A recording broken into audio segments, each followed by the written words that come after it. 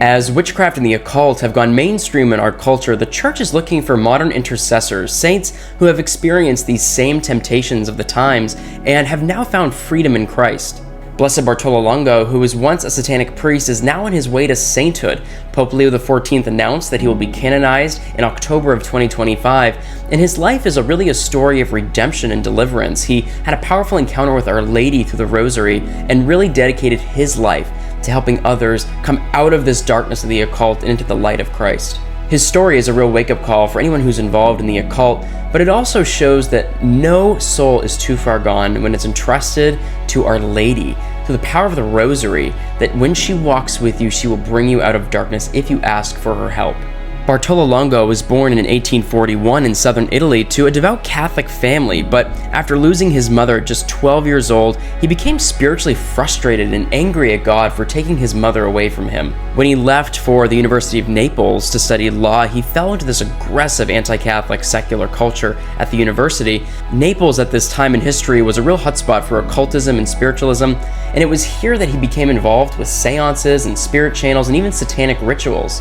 Satanism was really popular among the students and even the professors at the university, so for him it was accepted. It was a place where he found belonging. What's scary is that Bartolo didn't just dabble in these things, but he went all in. He even consecrated himself and became a satanic priest. He recounts that very quickly his life took a turn for the worst. He became paranoid. He became spiritually tortured by so much evil. He wrote later in his life that he felt that he was possessed by 1,000 demons, just being tortured and oppressed by this guilt and fear. Just when he felt that there was no hope at all, that he was too far gone to turn his life around, God intervened in his life.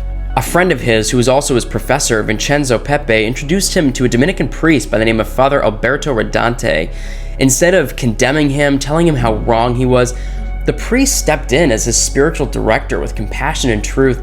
After months of going through this spiritual direction and encounter, he made a general confession that totally changed his life.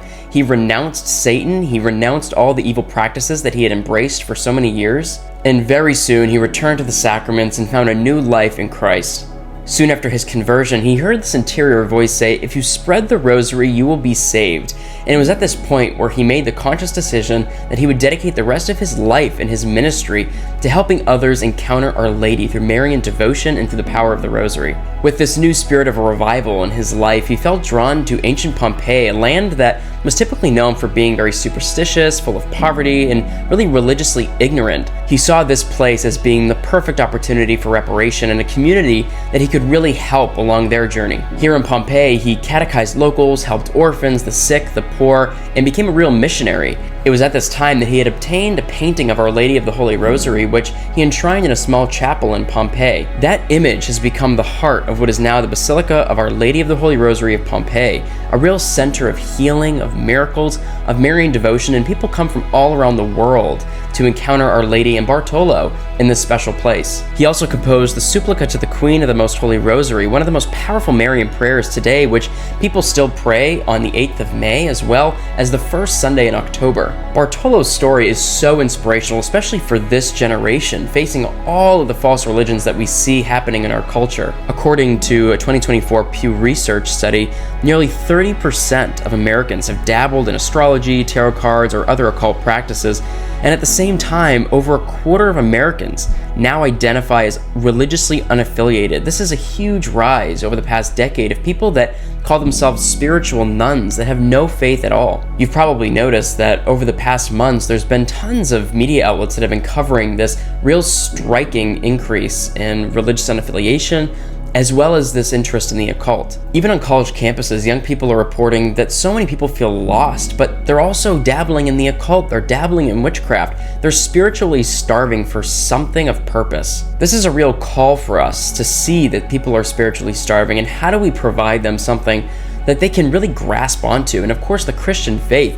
is that thing. It is that solution in their lives that they're seeking. Bartolo's story is proof that the demonic is real, but so is deliverance, so is healing. He shows us that Our Lady is the one who crushes the head of the ancient serpent time and time again. She has for thousands of years, and she continues to, and she will help us if we ask for her help and for her prayers, and if we give ourselves to her. In this world that's trading truth for false religion, I just love Bartolo. I think He's a real inspiration for what it means to give your life to Christ, to really surrender your will.